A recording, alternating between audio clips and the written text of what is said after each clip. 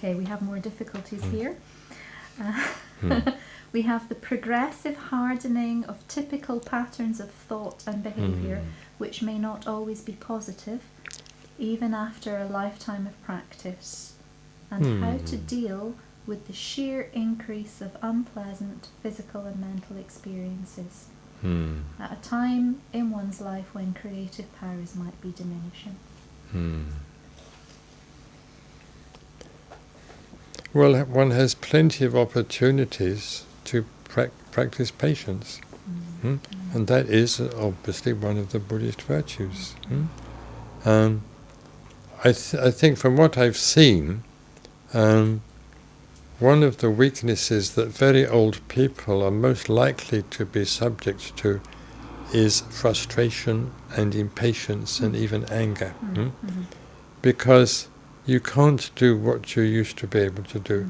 You can't do a lot of things for yourself even. You're dependent on other people.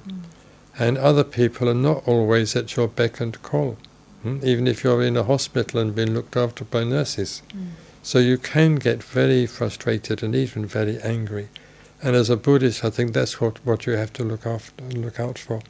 I remember years ago I used to visit an old lady.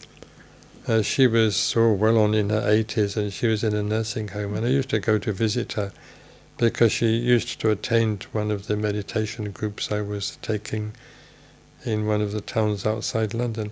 And she used to be so angry, so frustrated, and she'd complain so bitterly about the nurses. They wouldn't come when she called them, they wouldn't do this, they wouldn't do that. They were doing it wrong, they didn't know anything. She was really eaten up with frustration and bitterness and anger.